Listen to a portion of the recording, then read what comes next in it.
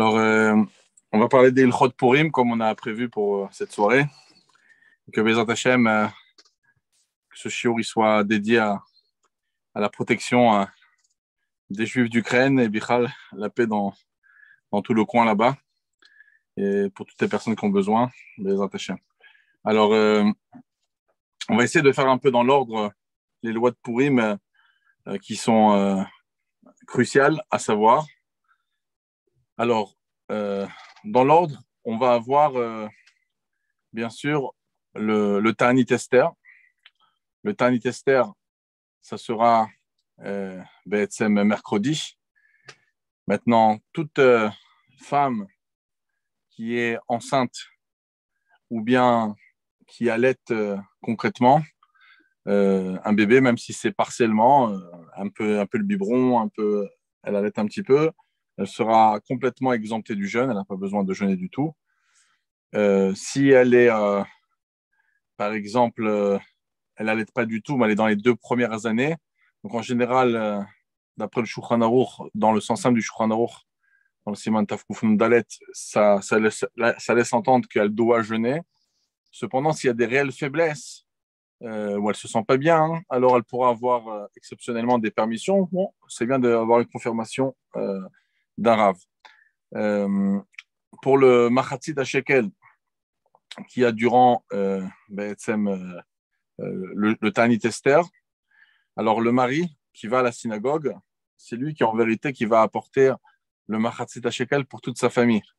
Dans la coutume Chabad, on donne Machatzit HaShekel pour tout le monde. Ça veut dire si on a 10 enfants, on donne pour tous les enfants, même pour un nourrisson d'un jour, on donnera le Machatzit HaShekel pour lui. Alors, pour redire un maximum de halachot, alors je ne vais pas revenir sur. Il y a une petite vidéo sur le Machatzit HaShekel pour savoir le mieux à faire. En Israël, pour nous, c'est facile, on a vraiment des pièces d'un demi-shekel. Mais pour la France, etc., on a expliqué plusieurs fois quoi faire. Mais je préfère. Il y a une petite vidéo qui explique exactement qu'est-ce qu'il faudrait faire pour ça. Parce que vous n'avez pas vraiment un demi-euro, vous avez 50 centimes d'euros. Mais voilà. Mais en tout cas, on en reparlera peut-être à la fin si on a le temps. Je préfère rentrer dans plusieurs sujets, des sujets que je n'ai pas laissé de vidéo. Alors, par rapport à la Megillat Esther, c'est important pour les femmes de savoir la chose suivante. Très souvent, une femme, elle peut avoir le luxe que son mari sait lire la Megillah et donc elle se dit, moi, je n'ai pas besoin de me prendre la tête à aller à la synagogue. J'ai mon mari qui va venir me la lire après.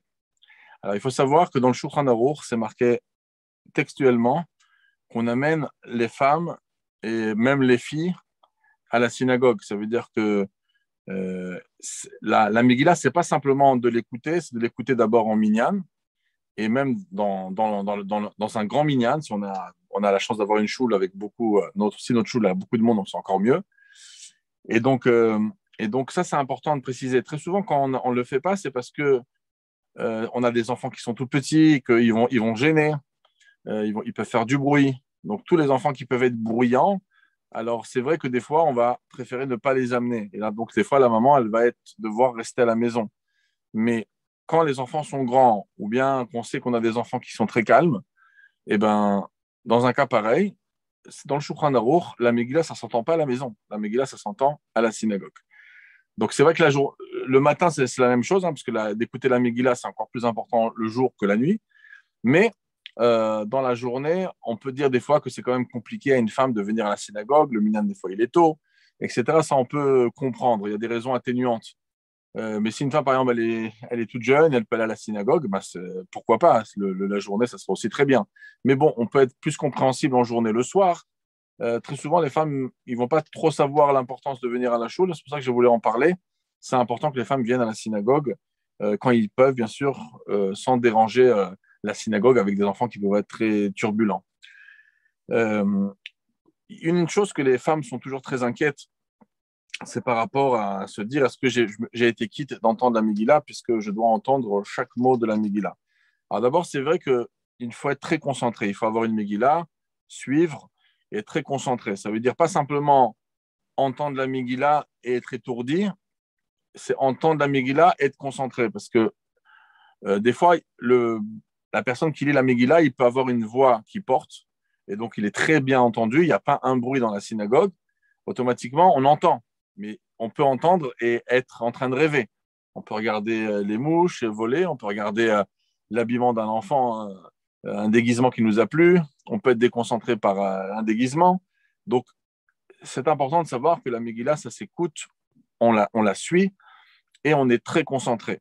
Alors, c'est vrai que ça dure 35 minutes, 40 minutes, bon, mais il n'y a pas le choix. C'est la Megillah, c'est important, c'est une grande mitzvah d'écouter. Donc, il faut rester très concentré. Maintenant, des fois, ça peut arriver qu'une femme, elle va se dire j'ai un doute si j'ai entendu le mot ou pas, parce que ça a été un petit peu vite, parce que j'ai eu un petit peu de bruit de fond, et je ne suis pas très sûr si j'ai entendu un mot. D'abord, il faut savoir une base très simple, c'est que c'est marqué dans le Shulchan Aruch que même si on aurait dit quelques mots de la Megillah par cœur, ce n'est pas un problème. Ça veut dire, bon, les khatrila, on lit dans le texte d'une Megillah cachère, mais par cœur, ce n'est pas un problème. Donc, la même chose, les femmes en général, ils n'ont pas une Megillah cachère en face d'eux. Ils ont plutôt des fascicules avec la Megillat Esther ou un Chumash avec un Megillat Esther. Donc, cette Megillat Esther, ce n'est pas une Megillah qui est cachère. Mais cependant, ça nous permet de pouvoir la lire et ça ne sera pas moins pire que d'avoir lu par cœur la Megillah. Donc, c'est important de savoir que si, par exemple, le Bal Koré, celui qui est en train de lire la Megillah, il est en train de lire et il y a un mot ou deux que vous n'avez pas entendu parce que les enfants, ils ont fait un petit peu de bruit, parce qu'un enfant, il vous a dit, maman, donne-moi un bisli, etc. Vous avez été déconcentré sur un mot ou même sûrement vous n'avez pas entendu un mot, il ne faut pas s'affoler, vous n'avez pas perdu la Megillah. Ce que vous faites, c'est de lire la Megillah dans la partie que vous avez manquée et vous rattrapez le diapason du lecteur de la Megillah. Alors vous allez me dire, oui, mais des fois il va vite. Bon, il faut savoir que dans la majorité des synagogues, lorsqu'on a dans des lectures où on a le grand public, le Bal Koré en général, il chante les ta'amim de la Megillah. Il n'est pas là à être une fusée. Ça, c'est plutôt qu'on voit des Bachourim qui veulent faire plusieurs lectures. Alors, des fois, ils vont lire très, très vite. Là, ils vont lire d'une manière quand même normale. Ils vont chanter. Donc, ils ne sont pas censés lire en courant. Et vous pouvez lire sans le chant et donc rattraper facilement. Et même si vous avez rattrapé dans un chumash ou dans un fascicule qui n'est pas une Megillah kasher, il n'y a aucun problème d'après la halakha. Le Megalim dit que c'est entièrement kasher. C'est pas pire que de dire des choses par cœur si on a loupé des mots. Donc ça, c'est quelque chose qu'il faut bien retenir parce que ça aide énormément. Très souvent, on a des femmes qui viennent après la Megillah dire Rav, j'ai peut-être pas entendu un mot. Rav, j'ai pas entendu un mot. Qu'est-ce que je peux faire? Fallait le lire tout de suite au moment où il fallait pour rattraper le Bal Koré. Donc maintenant, si vous allez me dire, oui, moi je lis très doucement, alors s'il y avait du phonétique, tant mieux, vous avez qu'à acheter du phonétique. Je ne sais pas si ça existe, Megillat Esther en phonétique, mais sinon, ce que vous pouvez faire, en tout cas ceux qui ont quand même une certaine lecture, c'est de lire la Megillah ces jours-ci pour un peu se familiariser avec la Megillah, pour avoir plus de facilité au cas où vous allez louper un mot ou deux, vous rattrapez dans le texte. Donc ça, c'est un point important. Maintenant, dans le cas où vous n'avez pas fait ça, et vous êtes resté en doute, vous dites, peut-être j'ai entendu le mot, peut-être je ne l'ai pas entendu, parce qu'il y a eu un petit bruit de fond. Alors, comme j'ai dit, ce qu'il faut faire, c'est de le rattraper dans le fascicule que vous avez en face de vous, et tout va bien. Mais si vous ne l'avez pas fait, et à la fin, vous allez voir votre mari, vous lui dites, il y a un mot, je ne sais pas sûr si je l'ai entendu ou pas. Alors, si vous êtes en doute, il ne faut pas s'inquiéter. Si vous êtes en doute, vous êtes quitte de la Megillah. Pourquoi? Parce que la Megillah, d'abord, le soir, elle est rabbinique. Et quand on a un doute sur quelque chose de rabbinique, alors on est quitte. Deuxièmement, même la journée, où c'est plus que rabbinique, la journée, c'est ce qu'on appelle d'ivrei Kabbalah, c'est-à-dire que ça vient du Tanakh, des 24 livres écrits de la Torah écrite. Et à ce moment-là, c'est plus grave. Mais même si on a un doute sur quelque chose qui est marqué dans les prophètes, pas dans le Chumash, mais dans les prophètes, on est quand même quitte d'après beaucoup d'opinions. Et surtout que beaucoup d'opinions pensent que les femmes ne sont pas chayav midivrei Kabbalah la journée. C'est aussi rabbinique la journée. Comme le Talmud nous dit d'une manière simple que les femmes doivent lire la Megillah écouter la Megillah parce que la femme, elle était aussi dans le miracle, Esther, et toutes les femmes juives étaient concernées par le décret d'Aman. Donc, on a participé au miracle. On était dans le miracle. Donc, c'est pour ça que la femme, elle doit écouter la Megillah. Mais ça laisse sous-entendre, d'après beaucoup d'opinions, que c'est une formule rabbinique ici, l'obligation. Et c'est pour ça que si on a un doute, on est quitte. Donc, déjà, n'ayez pas peur si à la fin de la Megillah, vous dites, je ne sais pas sûr que j'ai entendu tout. il y a eu peut-être un bruit, je n'étais pas très concentré. Vous êtes quitte, que ce soit le soir, que ce soit la journée. Et sachez que ça parle d'une femme qui a un doute pendant la Megillah. C'est-à-dire qu'il y a eu un mot, vous n'avez pas eu la joujotte de rattraper, comme je vous ai dit, mais vous êtes resté avec ça dans la tête pendant toute la Megillah. Il y a un mot que je pense peut-être pas avoir bien entendu. Alors, ça, c'est le cas. Mais si une femme, par exemple, elle ne se rappelle pas de choses particulières pendant la Megillah, mais après la Megillah, elle se pose la question, elle se dit, mais peut-être que j'ai pas tout entendu, peut-être qu'il y a eu un petit bruit. Ça, dans les décisionnaires, on parle de ça comme stam, une inquiétude. Ça, c'est pas une inquiétude qui peut être spécialement fondée. Donc, Calva Romer, que ce n'est pas un problème. Maintenant, il faut rappeler que la Megillah, c'est une mitzvah qu'on fait donc aussi rarement. Donc, elle est très précieuse à nos yeux. Surtout que la Gemara dit que la Megillah, elle est chaviva, elle est très aimée. Et donc, une des choses qu'on fait pour montrer cet amour vers la Megillah, vers des mitzvot qu'on rencontre, c'est de ne pas manger avant la Megillah. Alors, les femmes, les hommes qui sont en jeûne la veille de Purim, eh ben, on rentre dans la Megillah de Purim, on rentre dans la soirée de Purim, on rentre à jeun et on ne mange pas. Alors, c'est vrai qu'il y a certains décisionnaires qui peuvent permettre de goûter quelque chose. Nous, on est très rigoureux sur ça, comme le Magen Avram il apporte, surtout le soir de Purim. On ne mange pas, on ne boit pas. Voilà, si quelqu'un va se sentir mal, une femme va se sentir mal, elle se sent tellement mal qu'elle va peut-être pas être concentrée dans la Megillah. C'est sûr qu'on va pouvoir lui permettre de prendre un petit verre d'eau, prendre un petit fruit, quelque chose. Mais en principe, on est censé jeûner. Et donc, bon, sauf les femmes qui ont déjà qui n'ont pas jeûné parce qu'ils étaient exemptés, parce que peut-être ils étaient enceintes, parce que peut-être qu'ils allaitent leur bébé, etc.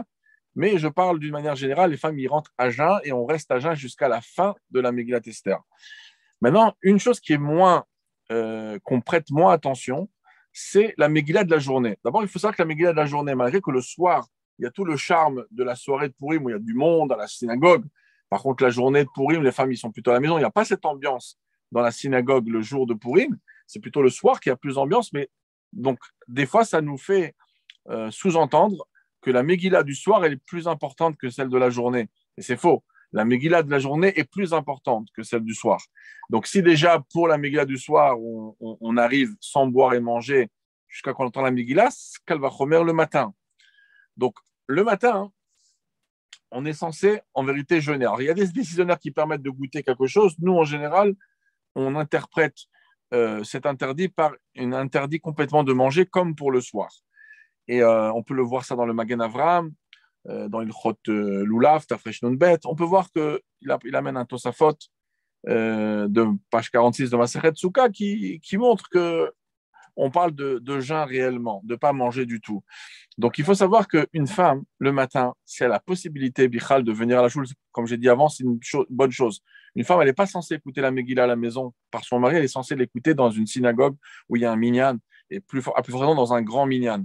D'accord? Donc, ça, c'est quelque chose qu'on a précisé tout à l'heure.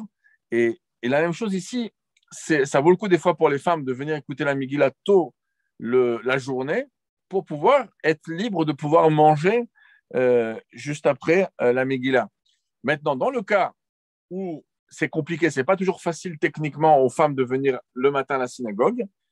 On a les primes Shlachmanot à préparer, on a les déguisements des enfants, on n'est pas toujours dans notre assiette le matin de Purim.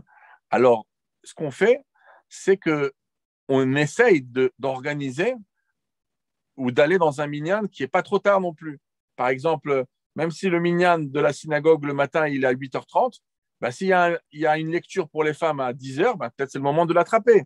9h30, 10h, 10h30, pour ne pas avoir un problème de manger avant. Parce que si, par exemple, vous allez dire, non, moi, c'est pas grave, moi, mon mari fait Mifsaïm, il va à droite, il va à gauche, le Mishnah Manot, et la Megillah, on va l'entendre cet après-midi, quand on va faire la Soudat Purim, l'après-midi, on va l'écouter.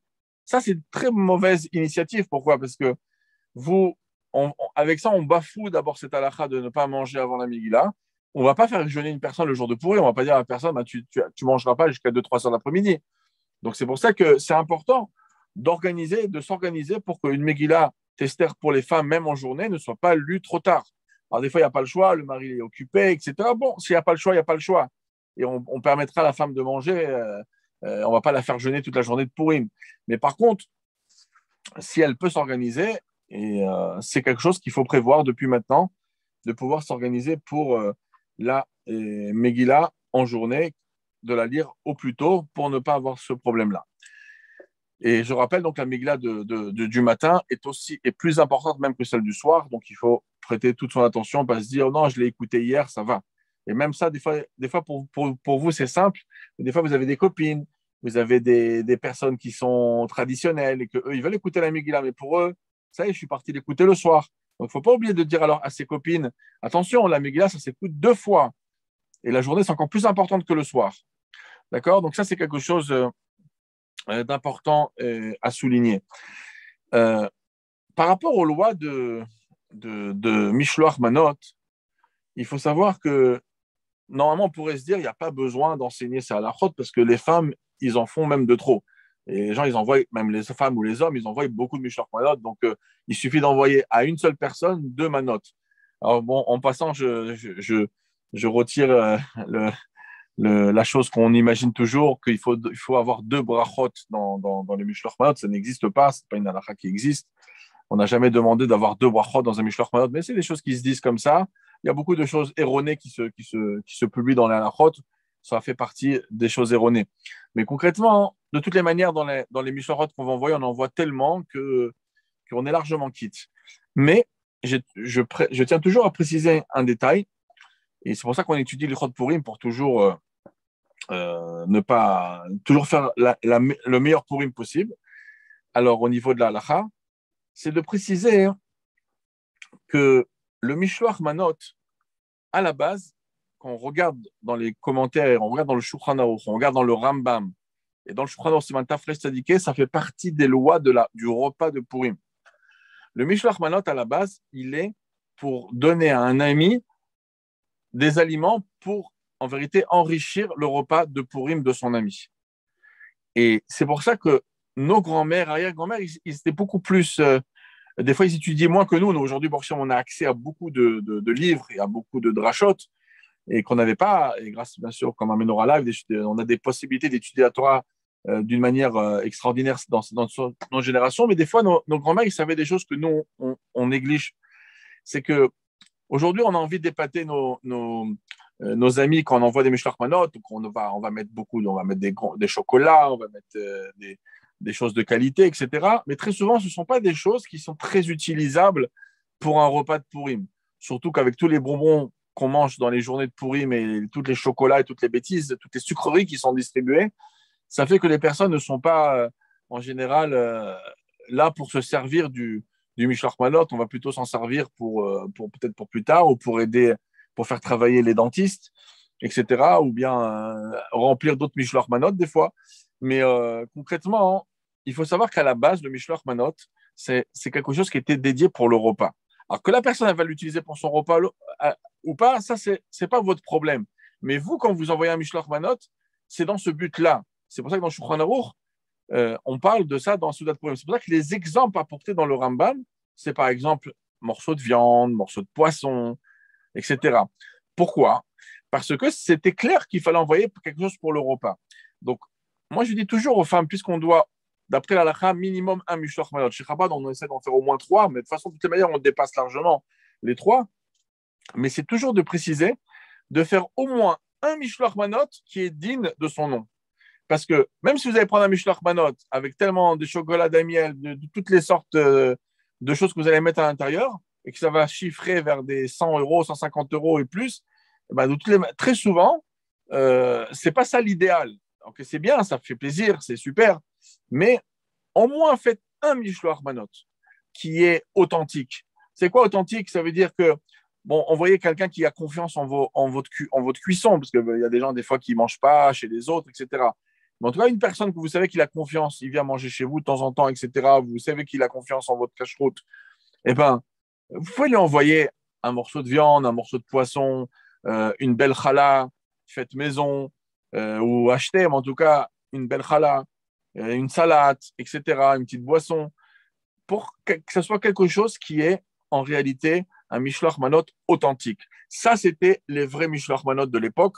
c'était des mishloach authentiques, pas des bonbons, des chocolats, etc. Malgré qu'on se rend quitte par ça, mais ce n'est pas le mishloach manot authentique. Le mishloach authentique, c'est quelque chose qui va nous servir concrètement, qui peut nous servir concrètement au repas de Purim. Et donc, au moins un seul faire avec une challah. Et c'est comme ça que nos grands-mères faisaient. Alors aujourd'hui, on pense même parce qu'ils n'avaient pas le choix, ils n'avaient pas les magasins, ils ne dépensaient pas autant, ils étaient économes. C'est pas pour ça. Ça peut être un petit peu pour ça, mais ce n'est pas la seule raison. Une des raisons, c'était que c'était à l'époque quelque chose de très évident qu'un Mishloach Manot, c'est pour le repas de Purim. Comme c'est marqué dans le Shulchan Aruch, c'est quelque chose qui est lié au Soudat de Purim. Et c'est pour ça qu'il y a marqué que quand il y a deux pauvres qui ne pouvaient pas envoyer un Mishloach Manot, ce qu'ils faisaient, ils échangeaient leur repas. C'est marqué dans le Talmud, dans ma page 7 de Masat Megillah, c'est marqué dans le Shulchan Aruch, c'est Mantafresh Tadike. Donc, c'est des choses qui sont marquées clairement. Donc, ça, c'est un point qui est important à préciser pour le Mishloach Manot. Pour Matanot Levionim, alors c'est vrai qu'on diffuse très souvent que ça suffit de donner un prouta par pauvre, il faut donner à deux pauvres, et un prouta par pauvre. Alors, un prouta par pauvre, ça ne fait pas grand-chose. Avec 7-8 agourottes, vous avez largement ce qu'il faut. Mais il faut d'abord rappeler le Rambam. Le Rambam, il dit la chose suivante. Le Rambam, il dit que c'est mieux de dépenser plus d'argent dans Matanot Levionim, dans les dons pour les pauvres, qu'on dépense pour notre repas de Purim et nos Mishloach Manot. Alors, si on voudrait prendre le Rambam mot à mot, ça veut dire c'est vrai il peut avoir une autre attention ici, le Rambam.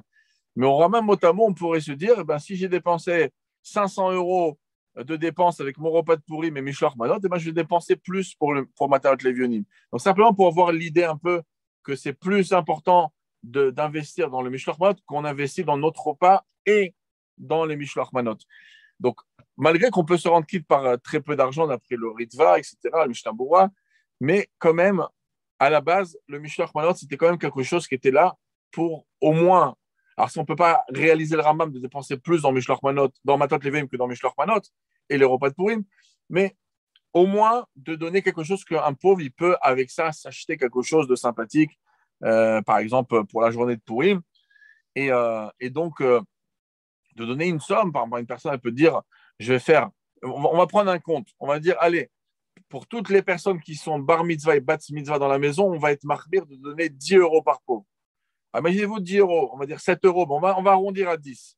Combien ça va faire déjà? On a 10 €, la femme c'est 20 €, le mari ça fait 40 €, on va dire il y a encore quelques enfants qui sont grands, on va leur donner, le père de maison il va faire en sorte de penser de donner pour eux aussi. Donc on va se retrouver, après pour les enfants qui sont en âge d'éducation à partir de 5-6 ans, on va donner, on va dire même 1 € par pauvre. Avec une somme de 100-150 €, vous avez largement, vous avez rendu, au moins donné une possibilité à deux pauvres de pouvoir s'acheter quelque chose. Donc, c'est pour ça il faudra pas se dire, non, mais c'est beaucoup, 150 € pour une famille, ou 200 € pour une famille, ça fait beaucoup d'argent. Ben, rappelez-vous ce que le Rambam a dit. Le Rambam, il dit que c'est mieux de dépenser plus d'argent dans les Matanot Levionim que de dépenser de l'argent dans nos repas de Purim et Mishloach Manot. Parce que ça fait plaisir à Dieu énormément de réjouir des pauvres le jour de Purim. Donc, c'est pour ça que c'est important de préciser ça, que même si on va se rendre quitte, des fois, on va des fois entendre la halakha, non, il faut donner un chavé prouta, ça suffit si on donne très, très peu. Mais rappelez-nous du Rambam, et c'est aussi basé sur un marcha. Le marcha, qui est un commentaire du Talmud dans Masechet Megillah Pashtet, il dit Matnata Maliata, un beau cadeau, quelque chose qu'un pauvre, il va pouvoir s'acheter quelque chose. Donc, n'hésitez pas de mettre de l'argent là-dedans. Par contre, ce qu'il faut faire, c'est de trouver des personnes qui sont sérieuses dans la communauté, ça veut dire des gabaïm de tzaka, qui sont sérieux, qui ont ciblé des familles nécessiteuses et des familles qui ont vraiment un vrai besoin d'aide, et de lui donner l'argent même avant Purim, mais à condition, bien sûr, il faut demander à l'organisation que l'argent sera distribué le jour de Purim. Ça, c'est l'idéal. Si on distribue un peu après, ça passe aussi, mais l'idéal, c'est que ce soit distribué le jour de Purim. Donc ça, c'est quelque chose qu'il faut faire attention, et se rappeler que c'est une des mitzvahs les plus importantes du jour de Purim, c'est Matanot Levionim. Sachez qu'il y a une deuxième mitzvah dans l'argent de Purim que des gens, des fois, ne sont pas conscients de cette halakha, ou même il y en a qui la confondent. Dans le Shulchan Aruch, dans le siman Tafresh Tzadik Dalet, d'accord, ça fait 694, c'est le siman qui parle, c'est le chapitre qui parle en vérité des Matanot Levionim. Là-bas, il y a deux séifs. Il y a le premier séif, c'est Matanot Levionim, Et il y a un deuxième séif qui s'appelle, en vérité, tout celui qui tend la main, il faut lui donner de l'argent. Sans regarder s'il est pauvre, pas pauvre. Il y en a qui ont confondu et qui ont pensé que Matot Levonim, ce n'est pas très grave, on donne à qui demande et on ne doit pas se prendre la tête. C'est faux. Matot Levonim, c'est qu'on doit trouver des gabaïm, des gens qui sont sérieux, qui vont distribuer à des vrais pauvres le jour de Purim. Et ça, il faut être intransigeant. Il ne faut pas une famille qui a tout ce qu'il faut, etc., qui est un petit peu, des fois, elle est partie en vacances un peu trop et donc elle est un petit peu coincée. Non, on parle d'aider vraiment des gens en précarité. Précarité, ça veut dire que leur manière, leur vestimentaire de leurs enfants à l'école, il est ressenti. La morale voit qu'ils n'ont pas toutes leurs affaires dans les trousses. Les frigidaires ne sont pas vraiment remplis. On parle de gens qui sont en vrai manque, etc. Et donc, c'est le travail des Gabaïm de cibler des familles pareilles pour que cet argent soit distribué le jour de Purim.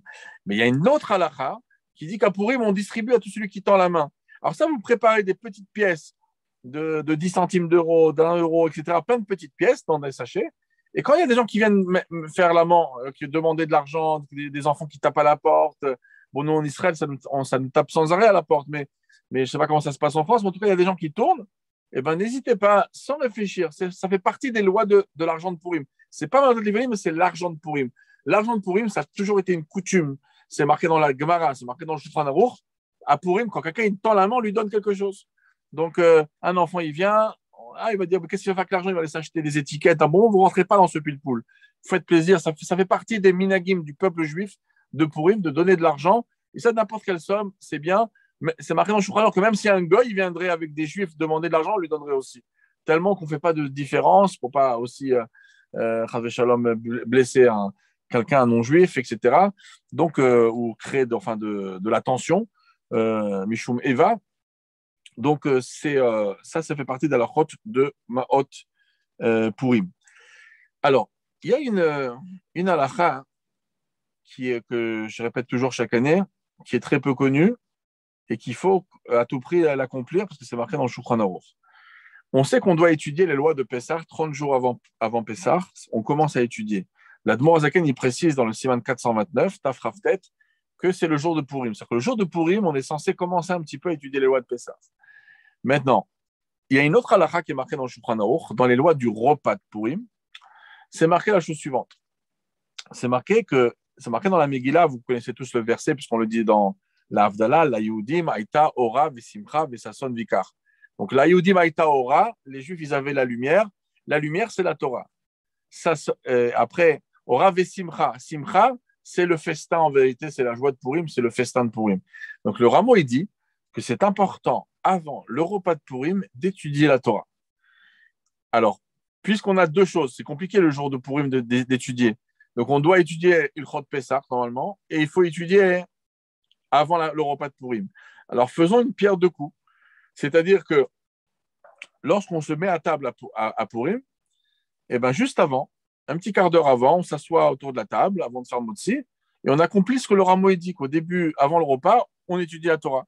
Donc, le papa, il peut prendre un livre sur les lois de Purim, les coutumes, les lois de Pessah, les coutumes de Pessah, et il fait un petit shiur de 10 minutes, un quart d'heure sur les lois de Pessah pour justement accomplir les deux lois. Et on aura étudié la Torah avant la Souda, et en plus, on aura étudié les lois de Pessah le jour de Purim. OK. Donc, ça, c'est une chose à se rappeler. Peut-être les maris ne vont pas avoir la tête à ça, mais c'est bien de l'organiser. Et les femmes, ils sont vaillantes, donc j'en suis sûr qu'ils peuvent les appeler à l'ordre, comme on dit. Alors, le repas de Purim, c'est important de préciser que le repas de Purim, il doit se faire, comme on dit, en journée et bien avant la tombée de la nuit. Pas comme ceux qui commencent en dernière minute et qui se mettent à table juste un peu avant la shkia ou une petite demi-heure. Il faut que la majorité, une grosse partie du repas de Purim se fasse en journée. Donc, si la nuit, elle tombe, je ne sais pas, moi, à 6h, 6h20, 6h30, eh ben, c'est de se mettre à table des fois même à 4h, et sinon à 5h, mais au moins qu'une bonne partie du repas, elle s'est faite dans la journée. C'est ce qui est marqué dans le Shulchan Aruch. Alors, c'est vrai que très souvent, les maris ils font mifsaïm, les bachurim, ils sont là à faire encore une kriya, encore une kriya. Bon, si grâce à ça, il y aura encore un juif et encore un juif qui va faire la Megillah, eh ben, tant mieux. Mais bon, mais qui n'oublie pas non plus de faire mifsaïm sur soi-même. D'accord? Donc, à part le mifsaïm extérieur, qui s'assoit, qui fait partie d'un repas de Purim. Un repas de Purim, ce n'est pas un repas tristouné, hein, où un barou il se met sur un côté, il prend un sandwich pour se rendre quitte. Un repas de Purim, ça ne s'appelle pas Seudat de Purim, ça s'appelle Mishte Purim. C'est un festin.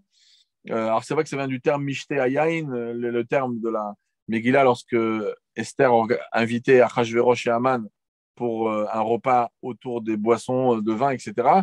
Mais, cependant, le mot Mishte veut dire festoyer. Et festoyer, en vérité, euh, ça veut dire qu'il y a une très belle ambiance. C'est un beau repas et c'est une belle ambiance. À tel point, il y a Rabbeinu Peretz, qui était un Baal Tosfot. Il a vécu à 800 ans. Il habitait à Corbeil, dans l'Essonne, ceux qui connaissent. Et il y avait aussi un autre Rav qui habitait aussi l'Essonne, qui a écrit le Sefer Mitzvot, Katan, le SMAC, Rabbi Tzrak de Corbeil. Et ben eux, ils racontent que leur maître, ils avaient un maître en commun qui s'appelait Rabbi Yechiel de Paris. Et ce Rabbi Yechiel de Paris, il faisait un festin même un mois avant à Shushan, à Purim Katan. Ça veut dire quand il y avait 2 Hadar, le mois dernier, eh ben, Purim Katan, il faisait un festin. Et là-bas, ils disent un terme très intéressant. Ils disent il faisait un festin et c'est pour ça qu'il invitait des gens. Quel rapport? Alors, bon, on peut dire simplement, bon, puisqu'il faisait une fête, eh ben, il invitait des gens. C'est comme ça que ça arrivait. Mais ça veut dire, il y a une allusion quand même, et il y a pas mal de commentaires qui le disent, que un festin, ça ne se fait pas tout seul. C'est-à-dire que, alors, bon, en France, il y a beaucoup cette, même à l'étranger, en dehors d'Israël, il y a beaucoup ce côté communautaire, parce que comme on habite avec des goïms, on aime bien se retrouver entre nous. En Israël, c'est un peu plus sauvage comme ça, la mentalité, et ça fait que les gens, ils aiment bien se retrouver simplement chez eux, avec leur famille, et c'est tout. Mais quoique, bon, il y a des gens qui vivent en Israël et qui se sentent français, mais qui vivent encore à la française. Mais en tout cas, il y a des repas communautaires, c'est une très bonne chose. Et donc, au moins, même quand on est à la maison, c'est d'avoir des amis, de la famille, des amis, etc. Parce qu'un festin, ça se fait avec des invités. Alors, c'est vrai que ce n'est pas une condition. Si un homme, il est marié avec sa femme et il a un bébé qui font micheter entre eux, il n'y a pas de problème. Mais c'est vu comme un micheté un petit peu tristounet, un peu triste. L'Avdil chez les Goïms, quand ils font le réveillon, eux, ils ont bien compris les Goïms, ou Thanksgiving, quand ils font les Goïms en Amérique, ils ont compris qu'on on fait pas ça seul. On est avec des invités. Une fois, on est chez grand-mère avec les amis. Une fois, on est chez les copines, etc. Donc, ça veut dire que c'est une idéologie qui était ancrée dans l'être humain. Que quand on veut festoyer, on ne festoie pas seul. Et donc, c'est quand même quelque chose de positif d'avoir des invités pour avoir une belle ambiance à Purim. Dans le repas de Purim, il est important de manger de la viande et de boire du vin dans le repas. Et quand on parle de la viande, on parle de viande rouge, d'accord? Même si quelqu'un il préfère des repas halavi, pizza, je sais pas, des quiches, des choses comme ça, le repas de Purim, ça se fait avec de la viande. À tel point que c'est marqué dans le Shulchan Aruch, dans le Siman Tafresh Tzadik Vav, Sif 7, c'est marqué que Chas v'Shalom, que Dieu ne plaise, que si quelqu'un il a perdu un parent, par exemple, et qu'il n'a pas encore enterré cette personne, et ben son parent, et ben tant qu'on n'a pas enterré et on est encore préoccupé par les choses de l'enterrement, et ben on est onen. Et lorsqu'on est onen, on n'a pas le droit de manger de viande et du vin, c'est interdit jusqu'à l'enterrement. Et ben c'est marqué que c'est tellement important la viande et le vin dans le repas de Purim que malgré qu'on est onen, eh ben, on peut quand même manger de la viande et du vin. Et le terme du Shulchan Aruch, il est le suivant. Parce que ce n'est pas son deuil personnel qui va repousser une mitzvah de la Torah de manger de la viande et, et de boire du vin. Donc, comme ça, le Shulchan Aruch, il écrit. Ça veut dire que c'est très, très important. Alors, bon, après, il y a des personnes qui n'aiment pas la viande. Parce qu'ils n'aiment pas. Bon, on ne va pas faire souffrir une personne. Mais il y a beaucoup de gens qui aiment la viande et simplement que des fois, ils préfèrent halavi. Ben là, non. On ne pourra pas préférer halavi. Le repas de Purim, c'est un repas viande et comme le Leket Yosher, il écrit que quand on dit viande, c'est de la viande rouge. D'accord? Pas du poulet, pas de la volaille. Et donc, c'est marqué clairement aussi dans le Magen Avraham, dans Taf Kufnun Aleph, que quand on dit viande, ce n'est pas du poulet, on parle de viande rouge. Donc, ça, c'est important dans le repas de Purim d'avoir un repas qui est viande. Voilà. Maintenant, concernant ce soulet à Purim, il faut savoir que le rabbi, en majorité, il n'était pas d'accord qu'on boit même à Purim, qu'on se dépasse et qu'on se saoule. Dans le Shulchan Aruch, concrètement, il y a des opinions qui disent que oui, comme le Mechaber, le Bet Yosef, il y a des opinions qui disent que non. Mais le Pri Megadim, d'abord, il résume ça très bien. Rabbi Yosef Teomim, il écrit euh, bon, chez les Tunisiens, ils ont l'habitude, il faut s'habituer à manger de la viande rouge pour Purim, parce que c'est comme ça qu'on fait à Purim. C'est comme ça que c'est marqué dans les poskim, dans les décisionnaires. Et de toute façon, si vous voulez respecter en même temps les coutumes tunisiennes, ben, la question qui s'est affichée, ben, c'est simple, vous pouvez qu'à mettre aussi un peu de poulet sur la table. Donc comme ça, tout le monde sera content. Le Shulchan Aruch sera content et les Tunisiens seront contents. Donc concrètement, par rapport à ce que je voulais dire, c'était juste avant cette question. Euh, Par rapport au vin, oui, le Rav Yosef Tomim, il écrit que si une personne, quand elle boit, elle est hors service, comme on dit HS, elle est hors service, ça veut dire que après elle va pas prier vite, elle va s'écrouler, ou bien, à part ça qu'elle est hors service, elle est une personne qui va être désagréable, il peut être violent, il peut dire des mots qui sont pas jolis, parce que voilà, c'est un petit peu comme ça, le vin rentre, le secret sort. Alors si on a des beaux secrets, ben super, on n'a qu'à boire et maximum, ce qu'on va sortir, c'est de la Gemara, c'est du Shulchan Aruch, de la Chassidut, et ben tant mieux que ça sorte. Mais si quelqu'un, quand il boit, il sort de l'animosité, il ne faut pas boire. Ça, c'est de manière dans la halakha. Mais en tout cas, de toutes les manières, le rabbi n'était pas pour qu'on se saoule, même le jour de Purim. Des fois, ça arrivait dans les fabricants chez le rabbi. Le rabbi disait, bon, on va prendre une personne qui va nous rendre quitte pour se saouler. Donc, il choisissait dans toute la salle une personne qui allait boire plus que les autres. Et au moins, il lui faisait faire des calipettes, etc. On dit, voilà, lui nous a rendu quitte. Voilà, mais en tout cas, en principe, alors c'est vrai que beaucoup de gens à Purim, ils vont pas aimer ce que je dis, mais voilà. En plus, une autre chose, ça c'est une chose à préciser, et ça, vous pouvez le prévenir au mari, c'est que très souvent, les gens, on vient à Mishloach Manot, on vient apporter quelque chose, et ben, on dit, viens, pour un fait les chaim, c'est Purim, les chaim, Purim, alors on va mettre du whisky, de la vodka ou du vin, et on dit, ça c'est à Purim, c'est important de boire. Alors, il faut savoir que c'est bien, ça peut être bien d'être joyeux toute la journée, mais la mitzvah de boire, d'abord, c'est pas sur la vodka ni le whisky, c'est sur le vin.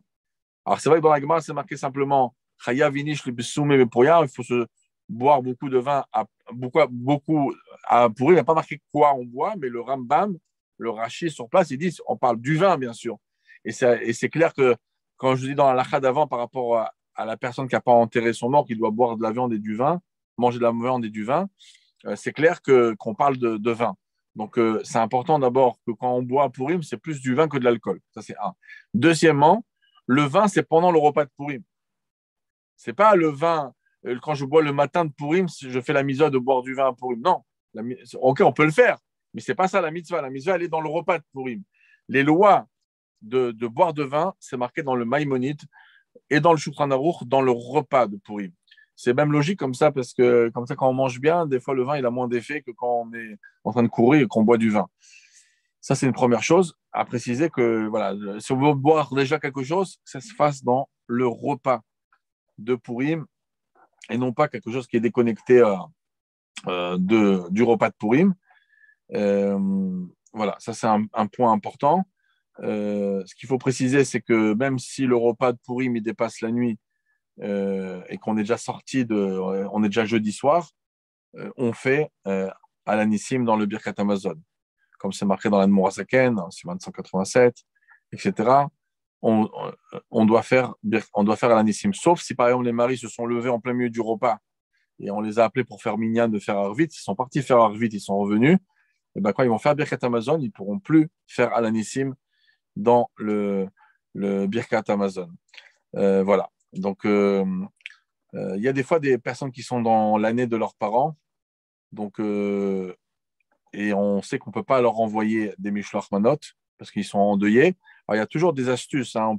C'est par exemple, si c'est une femme qui est endeuillée, on peut envoyer à son mari. Le mari peut envoyer au mari. En même temps, la femme, elle comprend que c'est la famille qui m'a envoyé quelque chose, donc ça la touche. Même que c'est sa copine, Ok, le mari a envoyé au mari. Donc ça, on a le droit.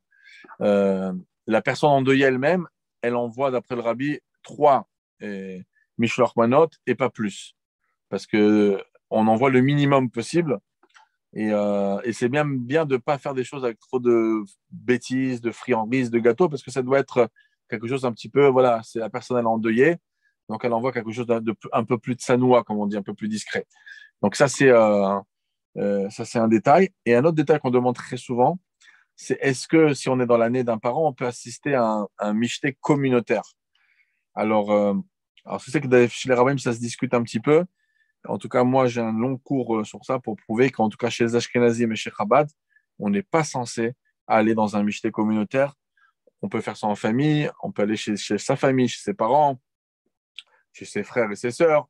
Ça s'appelle on est encore en famille, ça va. Mais d'aller festoyer ça en public, comme c'est marqué dans le Siman 391 des lois de deuil, ce n'est pas conseillé de faire ça. Des fois, un chaliar, il n'a pas le choix. Si c'est lui-même le chaliar, ou c'est un rabbin de communauté, il est obligé d'être avec sa communauté, ça c'est autre chose. Mais sinon, en principe, on n'y va pas. Euh, Pourquoi 3? Eh ben, pour les Mishloach Manot, en vérité, al pied à la il faut envoyer un seul Mishloach Manot. Mais chez Chabad, la coutume, c'est d'envoyer à 3. Le rabbi, il envoyait à 3 personnes toujours, chaque année. Cohen, Lévi, Israël. Bon, c'est pas besoin de copier le rabbi sur ça. Mais pour vous dire qu'on envoie, chez Chabad, on envoie en général minimum 3. Donc, comme c'est un devoir, donc on fait l'endeuillé fait son devoir. Mais au-dessus de ça, on n'a aucun devoir d'envoyer, donc c'est mieux qu'un endeuillé n'envoie pas. Alors, je vais regarder simplement quelques questions qui se sont affichées. Une seconde. C'est où? Voilà. Voilà, discuter. Alors, ok, une dame, elle demande si une femme. euh, bon, les femmes, ils sont obligées de jeûner à Purim, à la veille de Purim, sauf les femmes qui sont, bien sûr, enceintes et qui sont, qui allaitent un enfant. Donc ça, c'est clair que eux, c'est pas de eux qu'on a parlé. C'est pour ça que même le matin, bon, si une femme, par exemple, elle est enceinte, mais qu'elle a la possibilité d'aller à la choule tôt le matin pour entendre la Megillah, comme ça, elle pourra ne pas manger jusqu'à après la Megillah, c'est pas grave, si elle ne mange pas jusqu'à 9h, 10h du matin. Mais c'est vrai que les femmes en général enceintes, ça prend un peu plus de temps. Eux, ils ne sont pas concernés par ça. Alors, je réponds à cette question. Et ça, j'ai répondu. Ouais, bon, voilà. Je vais laisser encore le temps d'une question ou deux. Et s'il y en a, ou même si. Voilà. C'est bon. Voilà. Alors, peut-on vous envoyer l'argent pour les pauvres afin qu'ils soient distribués aux pauvres? Oui. Souvent, quelques familles le font, même de France, etc. Mais voilà, il faut le faire. Moi, je suis très macpide. Moi, j'ai 2 gabaïm qui partent juste après la tefila le matin et on distribue à des familles vraiment en précarité. Et donc, mais voilà, c'est mieux que ça vienne pas en dernière minute pour que j'ai les temps de les sortir et de les donner à mes gabaïm le jour de Purim. Voilà. On va voir si c'est une autre question. Sinon, on va s'arrêter là. Bezat Hashem, que, que ce Purim puisse être vena forchou. On a tellement le cœur brisé de voir ce judaïsme tellement puissant qui était en Ukraine avec des shluchim qui faisaient un travail extraordinaire et qui ont construit voilà, des synagogues et qui géraient des organisations qui étaient énormes. J'ai eu le srout d'amener un groupe de ma communauté il y a un mois environ. C'était un S. On a fait tout le tour des, euh, des Rebbeim, du Baal Shem Tov, de l'Admor Zaken, du Maguid de Mezrich, etc. Et on a vu toutes ces communautés tellement puissantes, tellement, voilà, on se sent, quand on est comme ça, on peut penser que tout va bien, et voilà, des fois, tout bascule, voilà, aussi vite. Donc, on espère que tous ces problèmes qu'il y a et toute cette tension qu'il peut y avoir sur l'Europe et Bichlal, que ce soit Vena Forou, que ça se transforme vraiment vers les jours de Purim en quelque chose de positif. On n'arrive pas à voir encore le positif dans ce sujet, mais c'est évident qu'Akadosh Baruch Hu, il prévoit pour nous sûrement quelque chose qui prévoit des bonnes nouvelles. Donc, Bézat Hachem, qu'on a tous des bonnes nouvelles. Psorot Tovot.